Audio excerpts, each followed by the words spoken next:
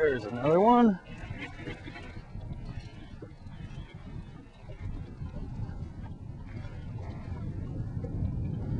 It's a pretty good fish.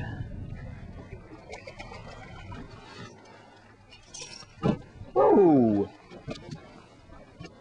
He drops off right into the boat. Another little pounder, maybe, pound and a quarter. Just sitting up and around on the same spot I got a fish this morning. This fish I got came out of the same area.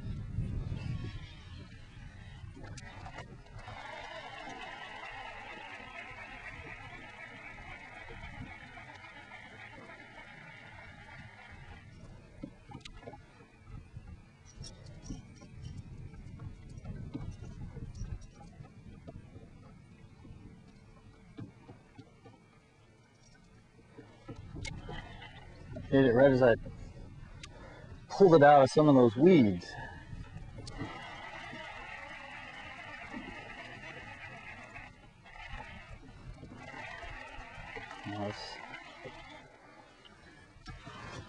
You'll hear a lot of the pros talk about ticking the weeds. This is a lure that they usually tick the weeds with. This is a rattle trap. What we try to do is find some spots where weeds are 2 or 3 feet under the water.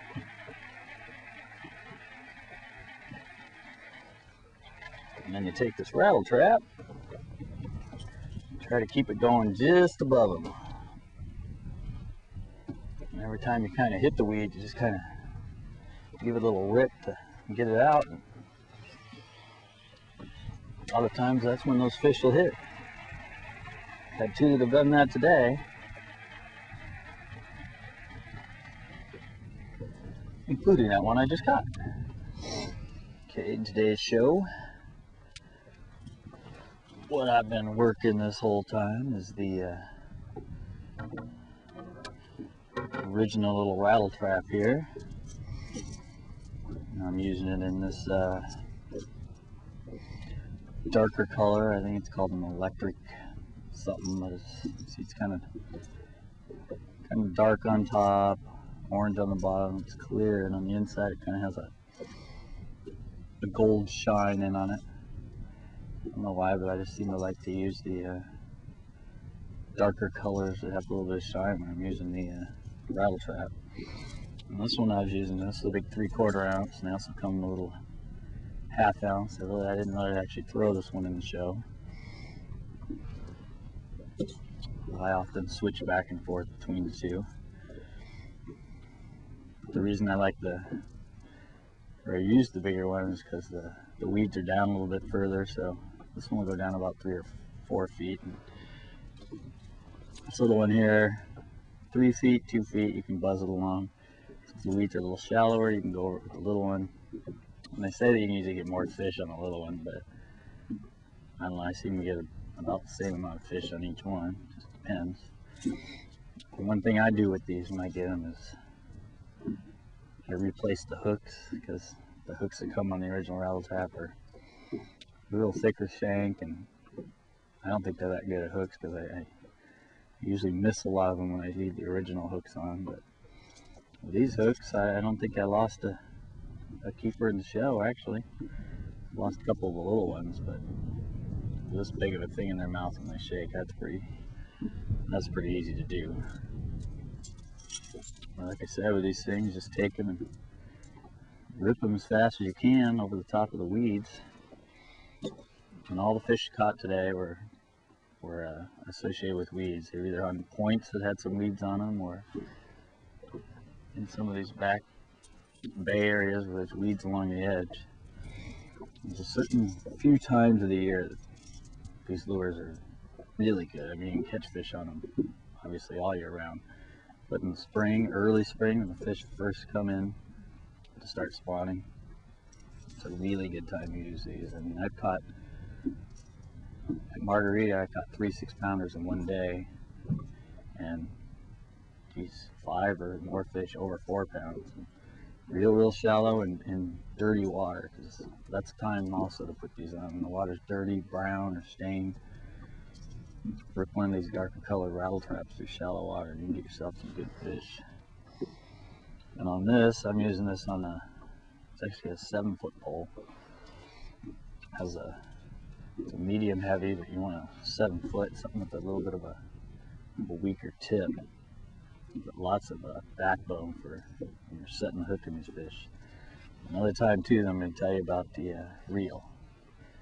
This is a Rick Clun reel, but the important thing with this is get a 6:3 to 1 gear ratio, 6:1, 6:3, something that has a lot of reel intake. Usually you want about 25, 28 inches per reel handle.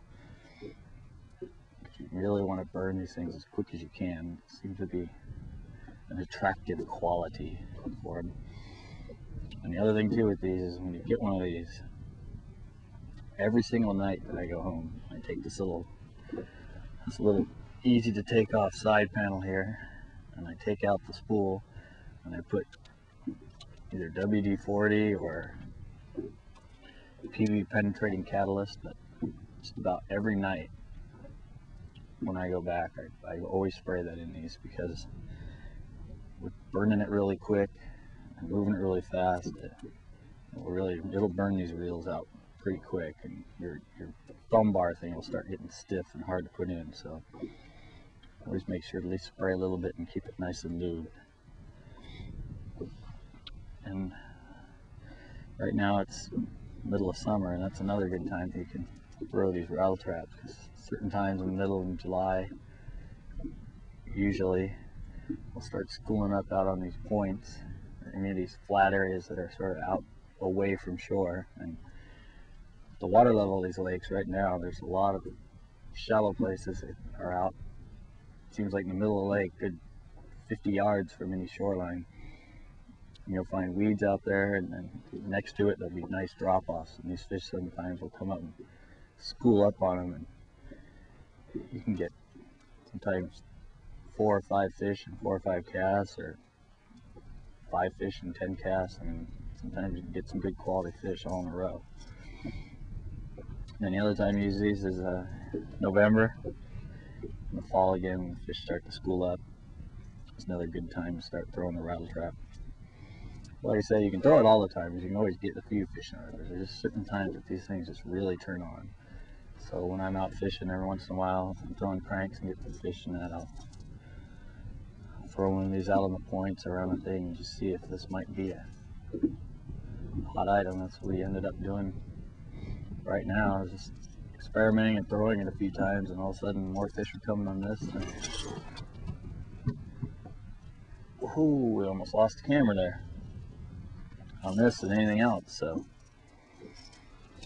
that's why we switched to this, and as you can tell by this shell, it started getting some good fish. I think caught 9 yesterday, and another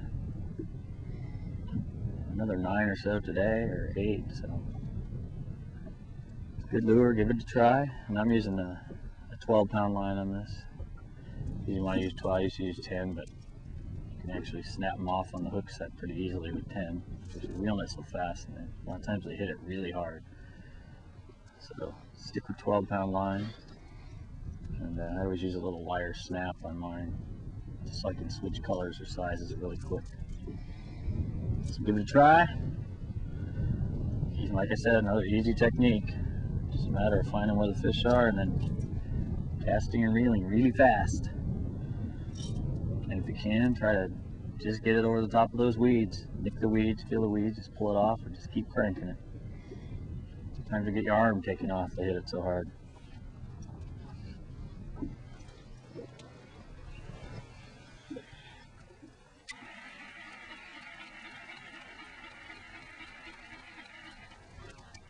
There's the first fish.